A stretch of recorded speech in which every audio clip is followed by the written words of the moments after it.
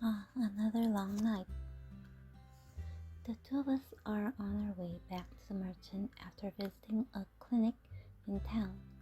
We were there for some hours, and it is a relief to be out in the open now, where I can feel the wind on my skin.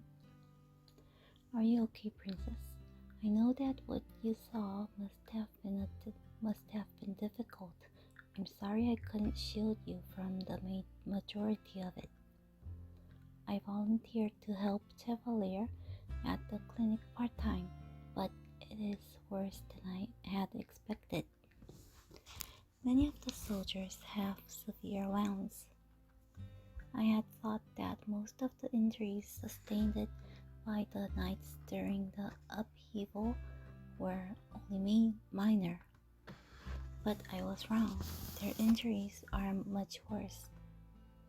Princess. He reaches out and laces his fingers through mine, then gives me a soft smile as he squeezes my hand. Are you okay? I am fine. It has only been one day since the uprising at the palace. I had thought that there would be less blood. I was wrong. Is this what things were like after the Great War? I wasn't a fully certified doctor after the Great War, but I was an assistant. It was far worse than this, princess. We cannot have a repeat of the Great War. I do not know why Mithros would kill Sir Alcester and take the throne without claiming the crown, but the witches already have a bad name and he is making it worse. I cannot help but remember the wide smiles Mithros gave me when I was still living in the palace. Every time I felt his eyes on me, I felt there was something strange about him. There was always a cloudiness to his eyes, something unreadable. He was excellent at his job, but always an enigma outside of it. A sudden breeze chills my skin. Let's go back before you freeze out here. The two of us begin our walk back to the merchant. Thoughts of the palace, the king, and my stepfamily cloud my mind. Since I have been staying in the merchant, I have not seen Rod once. I was never sure if it was before he was ignoring me or if it was because he only wanted to speak to Parvit. Regardless, I hope Rod and his family are okay. I would never wish this treatment upon anyone, not even to ones I hated. As we walk, I glance up at Chevalier, whose head is tilted skyward. I catch the glimmer of lights in his eyes and smile. Even for just a moment, I can forget about everything when I am beside him. He has a way of talking the weight off my shoulders. But as the crown princess, I cannot let others carry my burden for me. I must find ways to protect the others, even if it means putting myself in danger or harming someone in order to protect someone else. What do you think is the easiest and fastest way to kill someone? Chevalier's body goes rigid beside me. He stops to stare at me, wide-eyed. I am asking just in case I am ever in danger. I have never fought anyone before. I can retaliate, but I do not know how to actually harm anyone. To kill someone is to end a life. It is stealing away a life that others might love. You bear the burden of that death for the rest of your life. I pull myself away from him. But Mithras is not an innocent man. Would you rather he kill the royal family instead? No, it's not that, princess. I know he must be stopped at any cost. It's just I would never want you to kill someone. I would never want you to have to kill someone. How would you know what was like to kill someone? You have only ever helped people, not hurt them.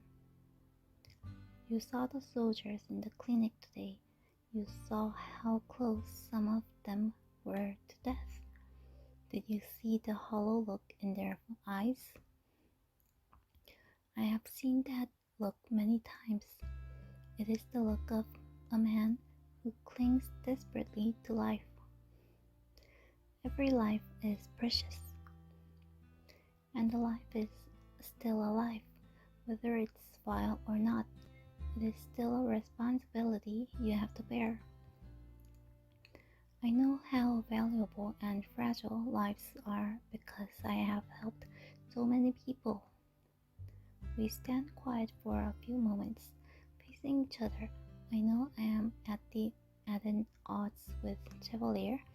He speaks the truth, but I also know that I speak my own version of the truth too.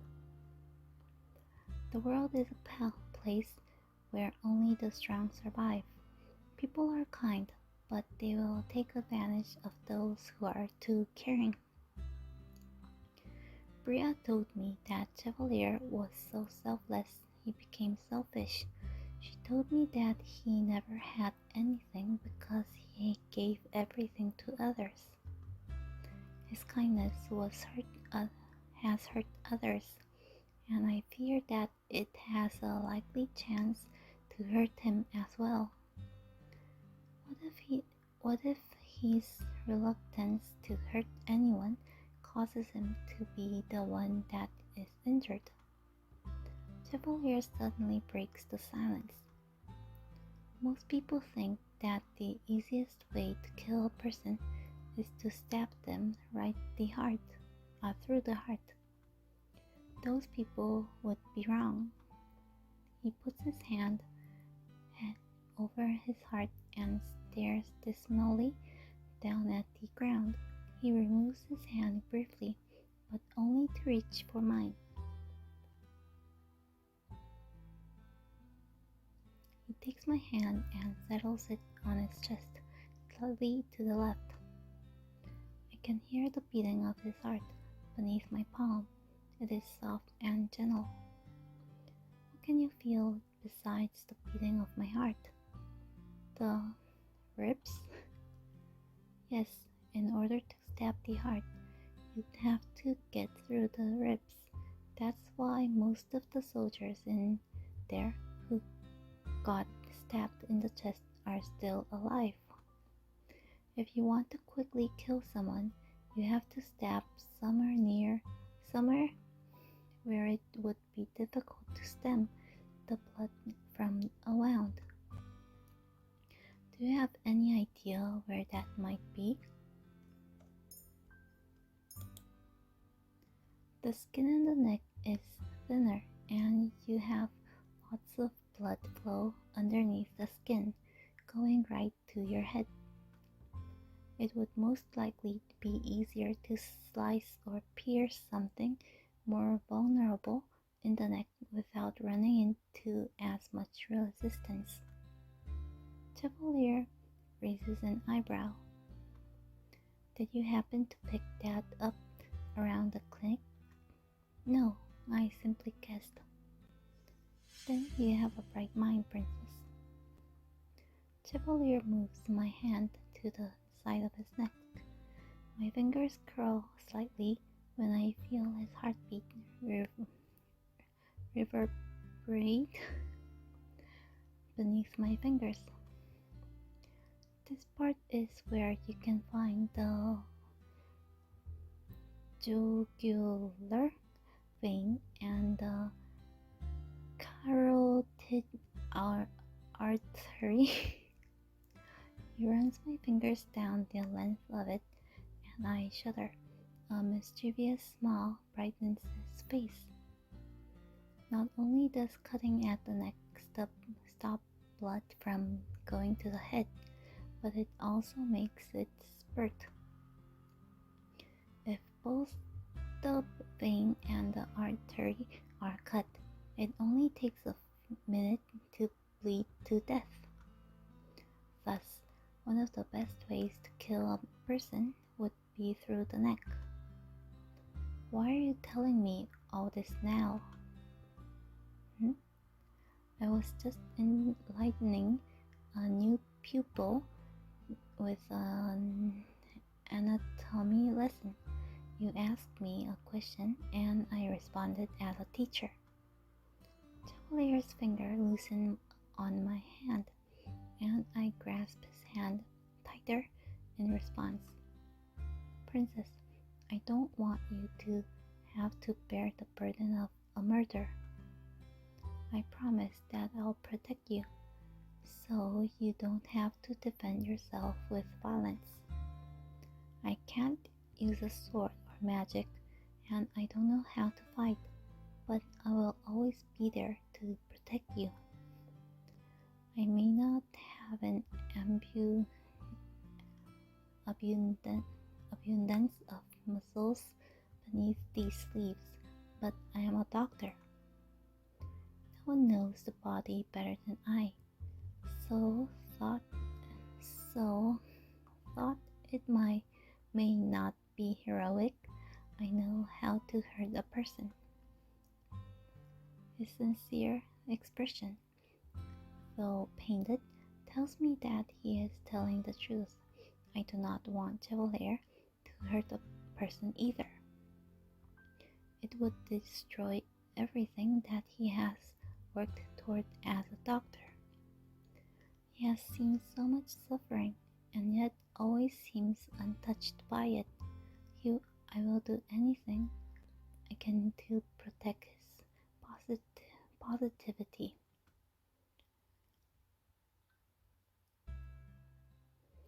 The merchant was quiet when we returned. Everyone had already disappeared into their rooms, and so I went straight to mine. I also forced Chevalier to go back to his. He has been on his feet all day and he needs to rest. I plopped down onto my bed.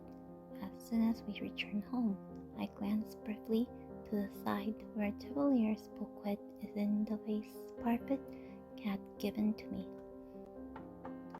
Who is it? Parfait, come in.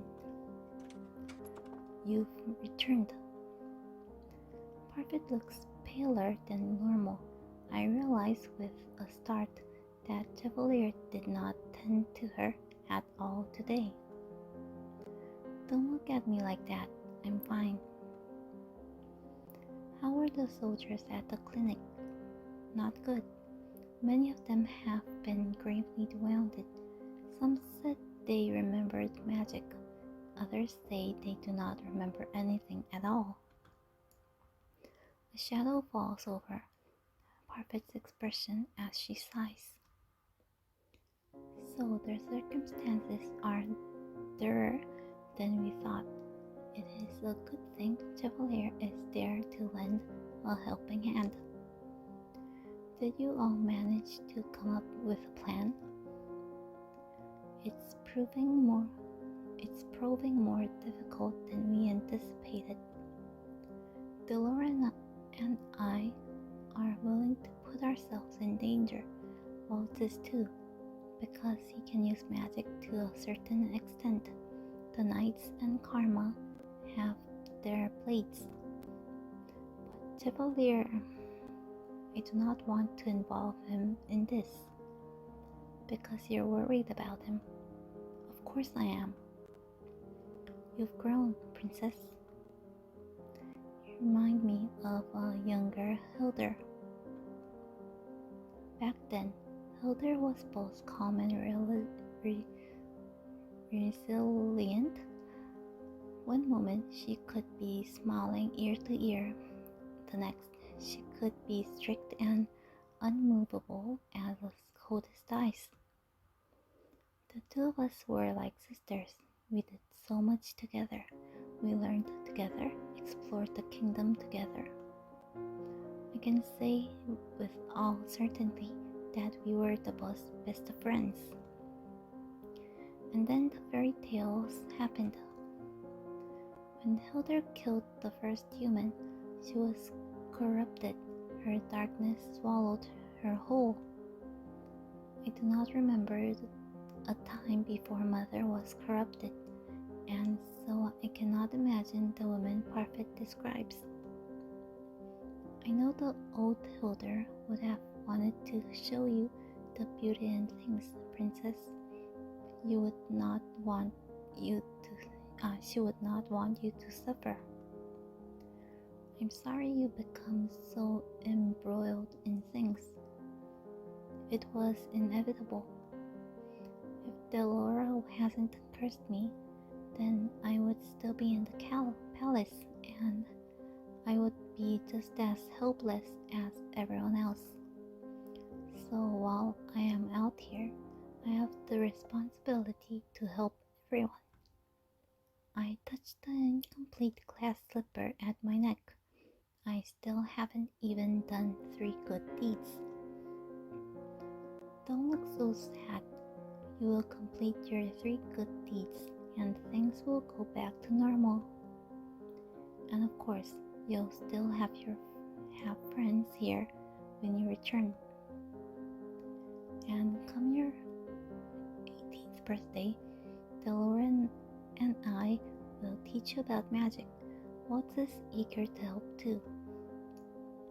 But for now, our top priority is a plan. Rest easy, Princess. Things will work out. It is hard to believe that this problem could be so easily solved, but I will try to believe. When Parfit leaves, I am left to my own thoughts. I hope everyone at the palace is okay and that they can hold on until we come up with our plan, but I feel like we are already running out of time.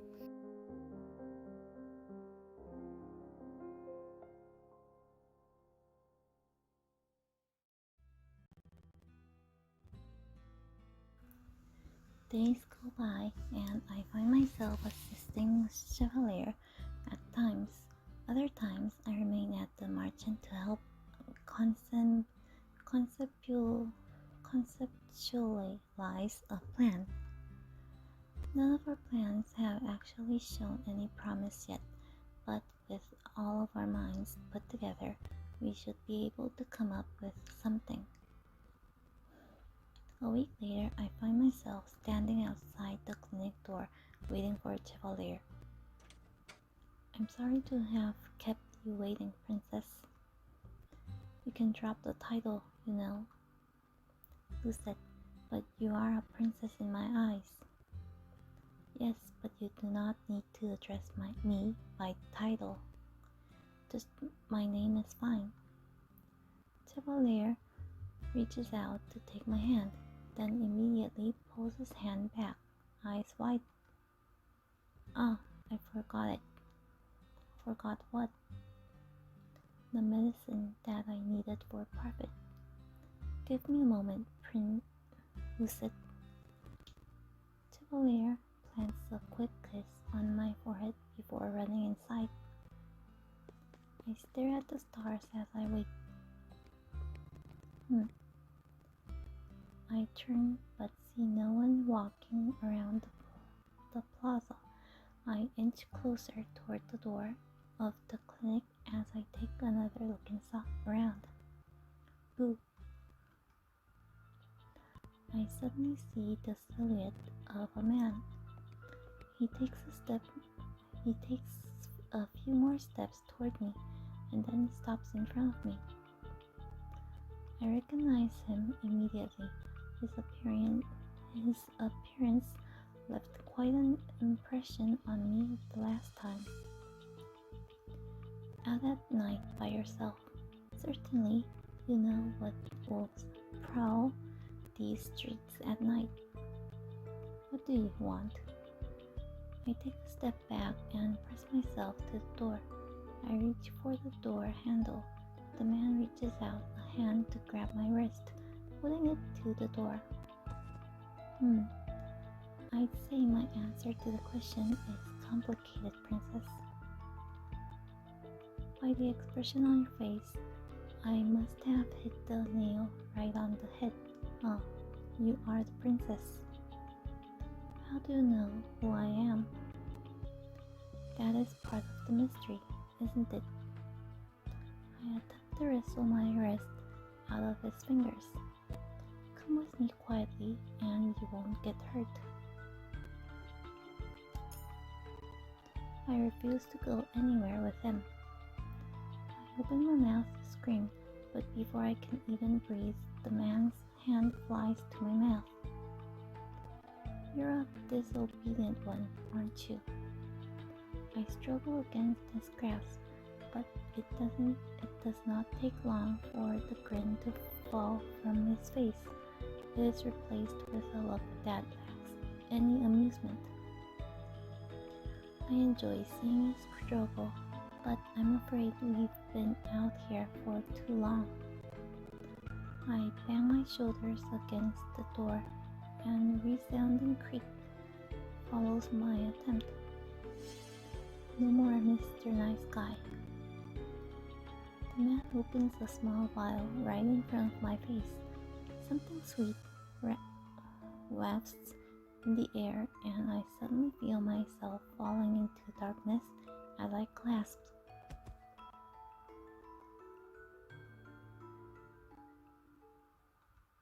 Where am I? I glance around me. My room. I look around cautiously, checking to see if anything in my room is different. The last time I was here was before I was cursed.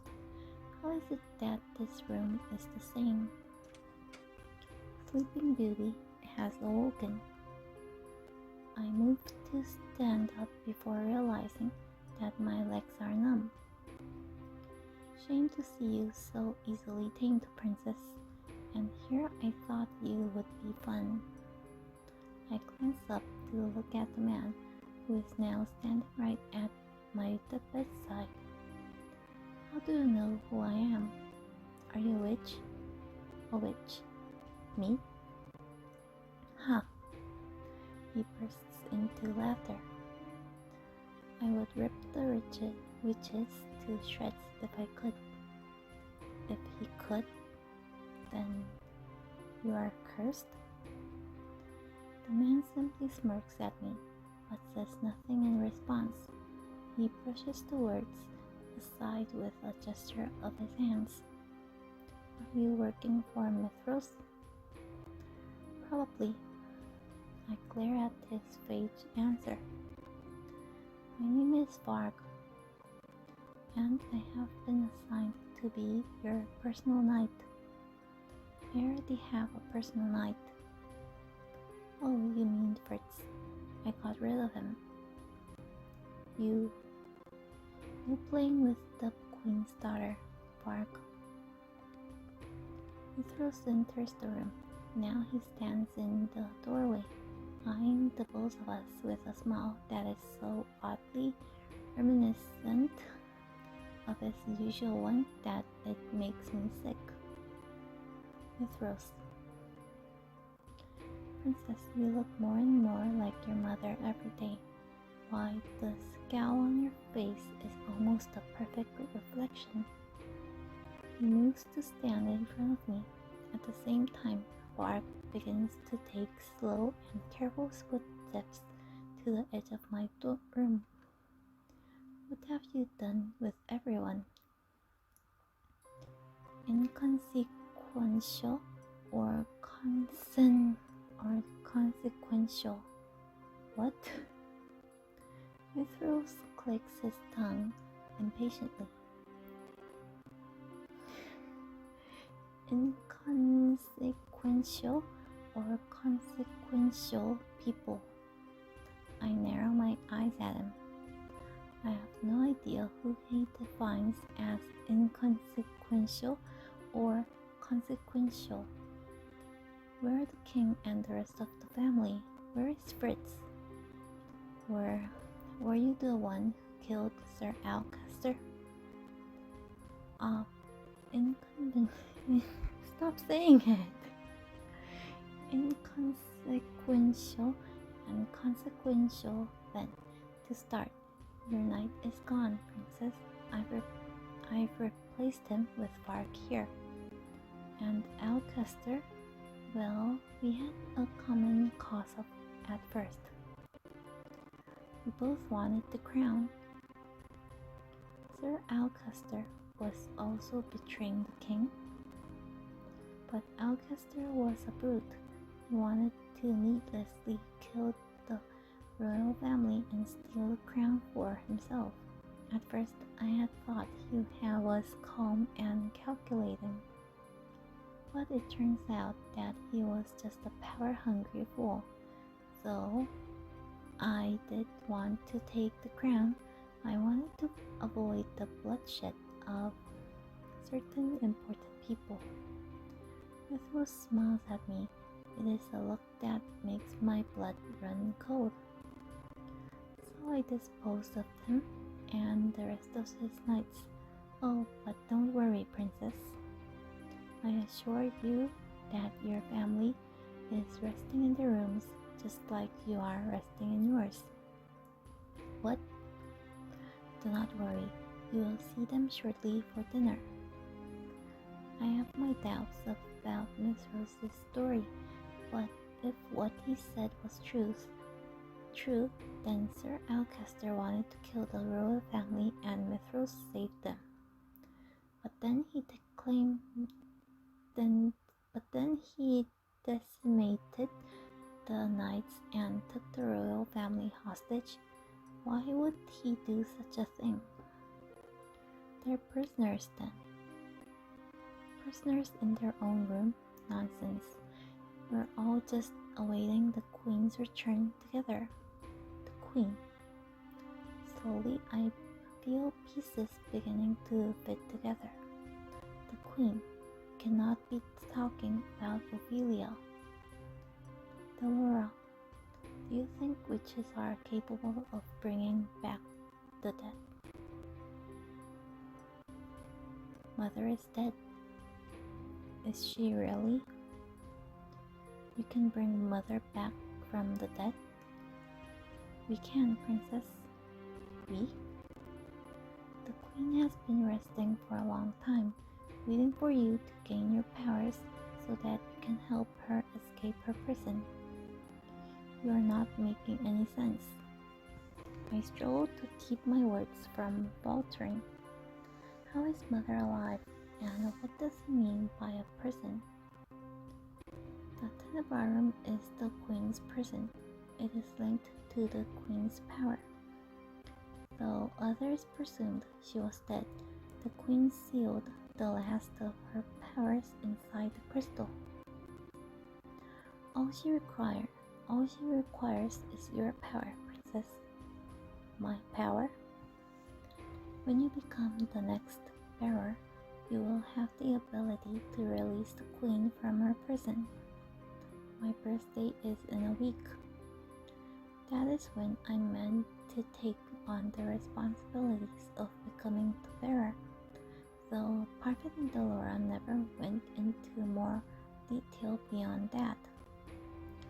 You'll finally get to see your mother again, princess. I still cannot quite take in everything he has just said. However, if Mithras had approached me before the curse, I would have helped Mother in a heartbeat. But it was Mother who was the last Tenebrarum bearer and the one who brought darkness to Angel. I once believed that Mother was the only person to ever love me, but I know that I was wrong, that she shut me in from a world that I should have known. But still, even now, I wish she was here. I take a deep breath. But I cannot afford to be selfish. I cannot put anyone else in danger. I will not help you. You don't have a choice, princess. I have set the stage for my queen's return. All that's left is to free her from her cage. We will speak more of this at the dining table. Mithras leaves the room, leaving me briefly with Bark. Bark smiles at me beneath his mask, then brings his index finger to the temple of his head and whoops it. He mouths the word crazy.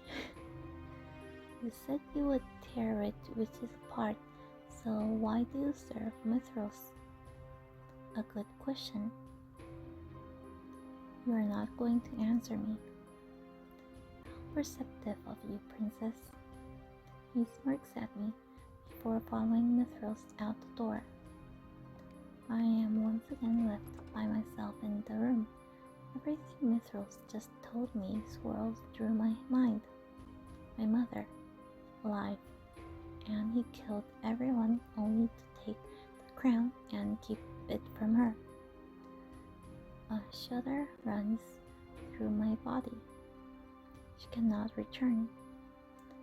I spend the next hour looking around my room for things that might aid my escape. I know where everyone else's rooms are, too, but I have no idea how heavily guarded they are, and I doubt I could help them. I must return to Martin. I test the window, but it is locked, probably with magic. I search my shelves. The dolls that used to comfort me can do nothing for me now. Last, I check my drawers, but though there are many things in them, there is nothing that looks like it could help me escape. As I am searching, I came across a box and paused to pick it up.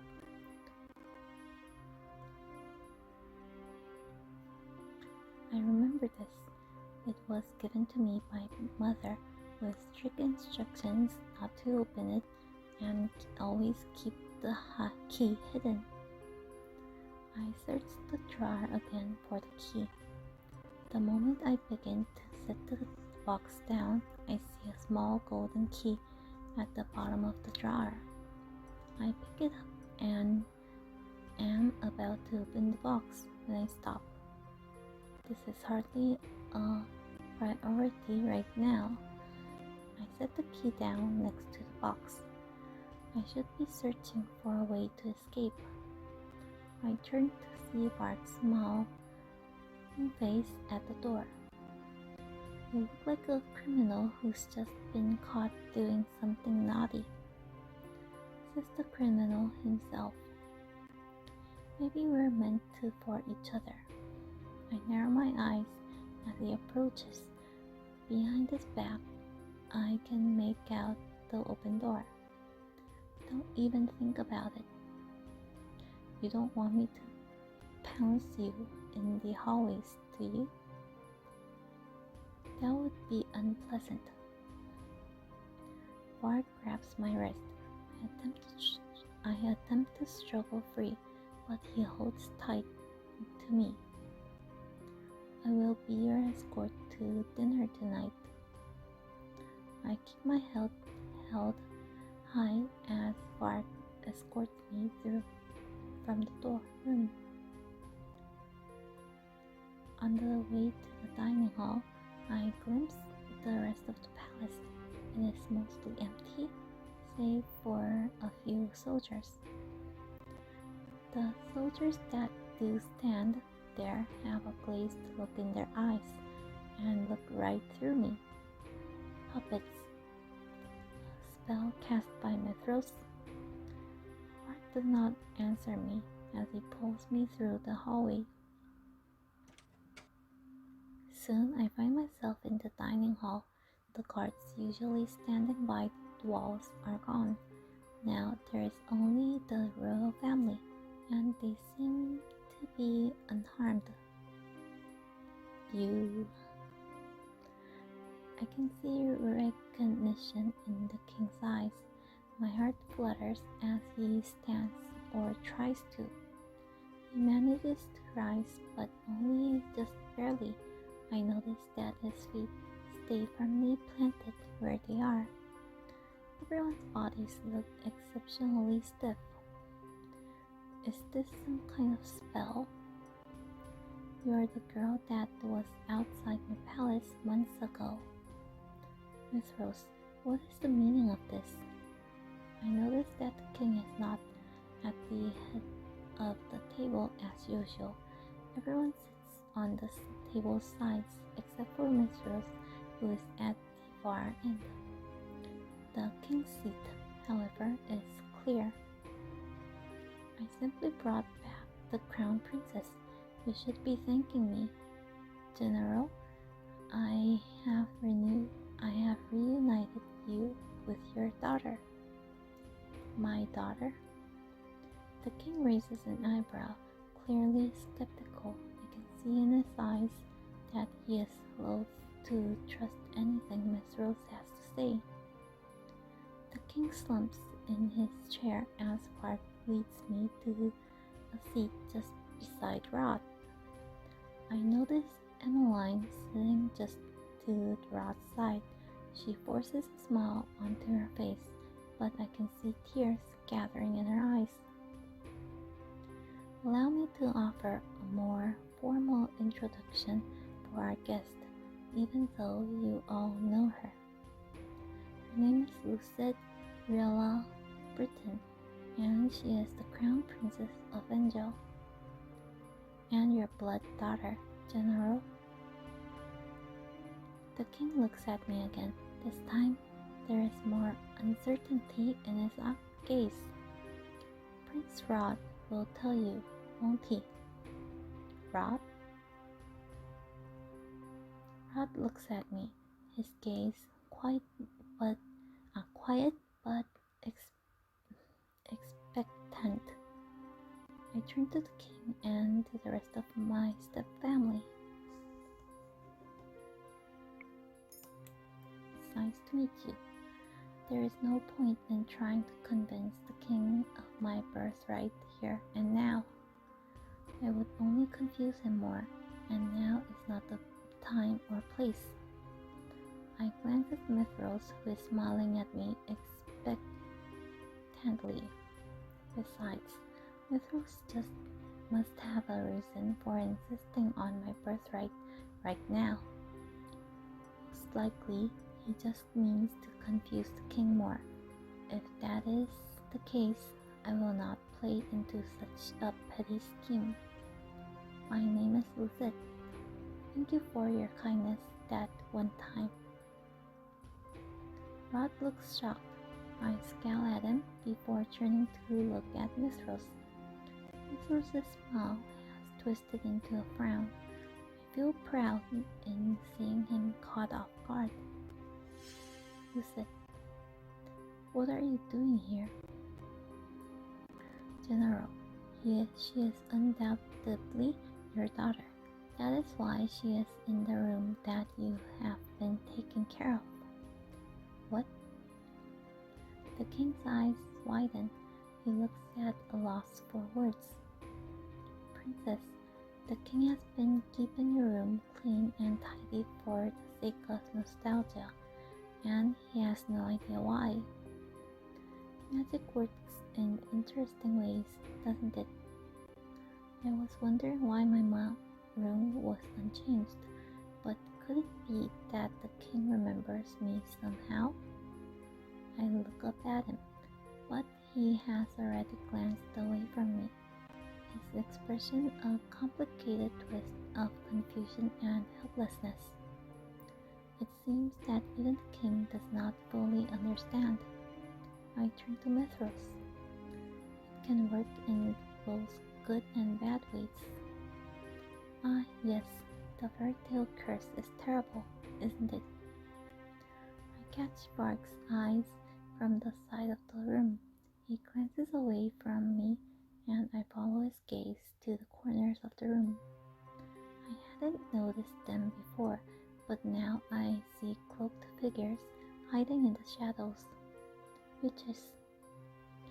They must be the ones holding everyone in place if they try to escape. But not all magic is terrible, like the magic we will use to revive the queen. You are insane. Hilda is mad. You have no right to refer to her by name. A sudden chill envelops the room. I can feel actual icicles on the table. I pull my hands away. Now, we are going to eat dinner, and we are going to enjoy it. And every day will be just like this until the queen returns. Rod glares across the table at Miss Rose. Why? Why would we not enjoy dinners together? That's not what I meant. Why go through this charade day after day? I stare across the table at Miss Rose, glaring. I already told you before, I had to clear this place of traitors. Alcaster planned on stealing the crown, and I stole it back. But because the time of the Queen's revive is so close, I have decided to keep the crown with me until I can return it to its appropriate owner. Queen Hilda is the true owner of the crown. I thought it best that we all wait out her arrival together. But know this, when my queen demands it, I will kill all of you. I simply refuse to act without her orders. This time guards come into the room with food. They set it before us, and we are forced to eat beneath Miss Rose's watchful gaze. Though I try to spot an opening in the dining hall, I can find no way out. This really is a prison. 2 days pass, and I have been searching for ways out and trying to ease more answers out of Varg and Miss Rose. Neither of them is very forthcoming. Both enjoy speaking in riddles. Varg especially is an enigma. Whenever I try to ask him about Fritz, he smirks at me and remains silent. What? Not going to try asking me any questions tonight? I am not going to get any answers from Varg, and it is almost my birthday. I need to find a way out of here. I'm disappointed. You're the only fun I have in here, Princess. Maybe if I'm quiet, he will leave me alone. If you're just going to be quiet and sulk, I guess I should be going. Remember, don't try anything funny. There are knights just outside your door. Varg bows mockingly. He leans down to pat me on the head before he returns to leave. I cannot give up. I once again begin my search through the room. Time is running out, and there is nothing that I can do besides search for a way out. But I know that if I leave the room, the knights will catch me immediately.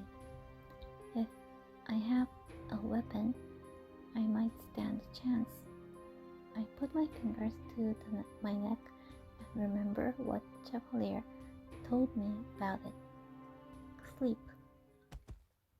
The sound comes from outside my door. It is a woman's voice. The door opens, and suddenly Chevalier and Delora are both in my room.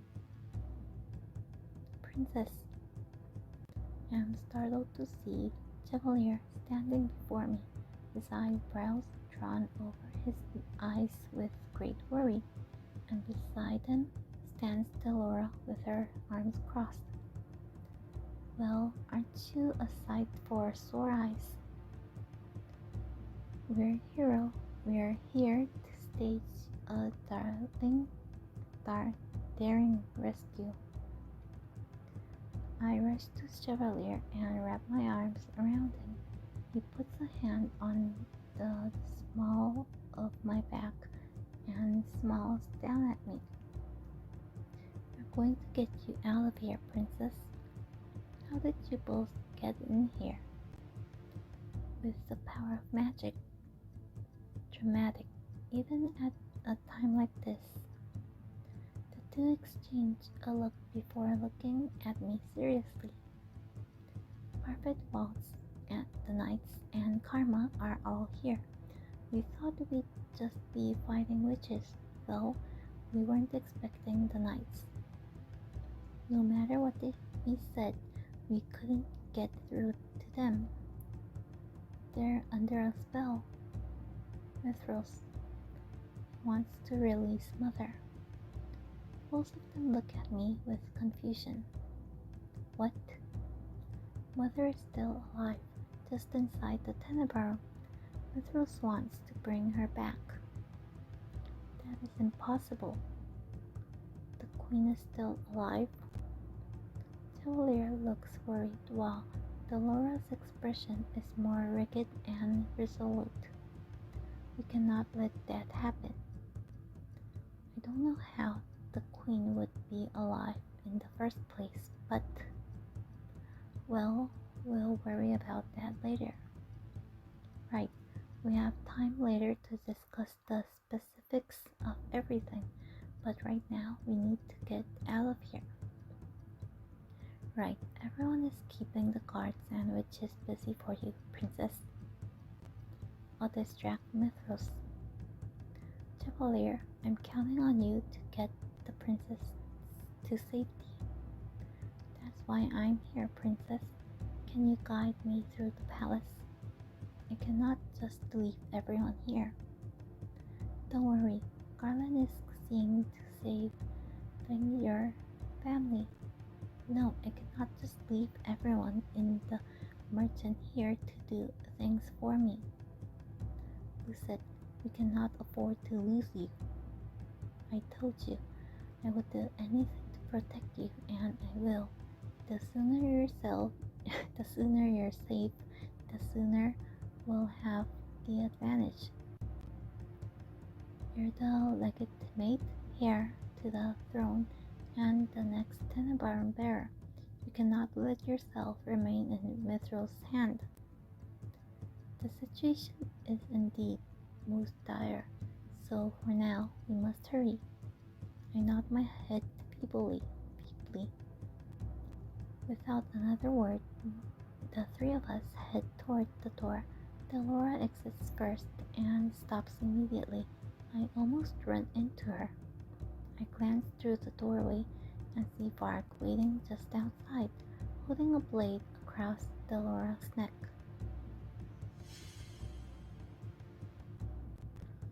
Delora holds up her hand and deflects the sword as it slides harmlessly past her neck. Varg slides away, still holding out his sword. His usual smirk is half-hearted at best. Get out of your way. Get out of our way. You're awfully demanding, aren't you? Pretty please. No can do, my lady. Shame. Looks like I'll have to destroy that pretty mask of yours, along with everything else underneath. Delora holds up her hand and mounts a wall of electric orbs. With a flick of her wrist, she sends them rushing towards Spark, who dodges with surprising speed. Spark's movements appears sluggish, but I have seen his fast reflexes. He is playing with Delora, even though I do not think he has the advantage. He drops the sword, and for a few moments I feel Delora has the advantage. Then suddenly he raises a cane he usually holds at his side and taps it on the ground. A burst of smoke escapes from the bottom of it, shrouding the room. An enchanted cane. You're not the only one with tricks up your sleeve. Delora. Chevalier, get her out of here. Let's go, princess. Chevalier takes my hand in his and begins to lead me away. I turn to glance back at Delora and Bark and realize that while Delora is completely on the offensive, Bark does nothing but dodge. It is as he is trying to buy time for something. I banish the thought from my head as Chevalier pulls me down the hall. How rude. Haven't you heard of chivalry? I spot Karma still in his dress, holding a sword out at the man in front of him. When the man lunges, Karma dodges back and grunts as his back comes to the wall.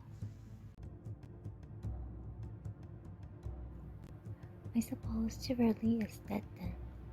He steps off to the side as the possessed knight attacks him with his blade.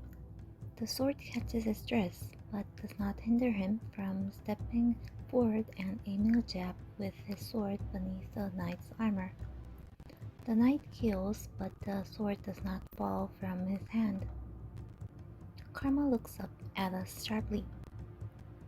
What are you doing just standing there? Move!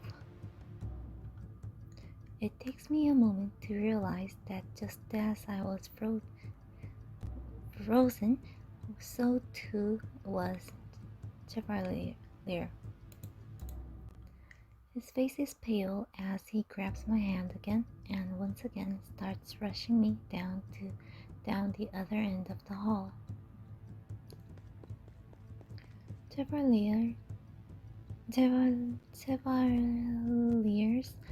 steps are wider than mine, and I have to struggle to keep up. But the further we go down the hallway, the more apparent it becomes that there are too many obstacles in the way.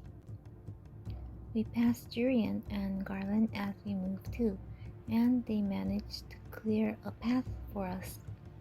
These knights, will they not stop moving until Miss Rose is defeated? I hope the king and everyone else is safe. As we pass Jurian and Garland, I tell them where the royal family is, but I have no way of knowing if the words reached their ears amidst all of the sound. Chevalier. So the stab wounds in the armor that I saw earlier were from the knights themselves, but why would they battle each other? What? The punctures in the armor that we saw at the clinic, the stab wounds in the gut and at the arms. Chevalier's eyes are so distant. It is as if he is looking right through me. We need to keep moving. I take his hand and lead him forward. I do not know what he is talking about, but we can talk about this later. Right now, we have to escape. We are closer to the palace entrance when we see them. A group of knights stand in two lines on both sides of the hall, facing each other. At the far end of the hallway, stands a gaggle of witches, and in between them a throne. Good evening. Did you enjoy your stroll around the palace? Chevalier immediately moves to stand in front of me. The cloudiness is gone from his eyes, but what leaves his mouth is not a demand, but a question. How could you do this? How? It was quite easy, actually. You know what I mean. Why would you make the knights fight one another? What a foolish question. Obviously, it is because they are inconsequential.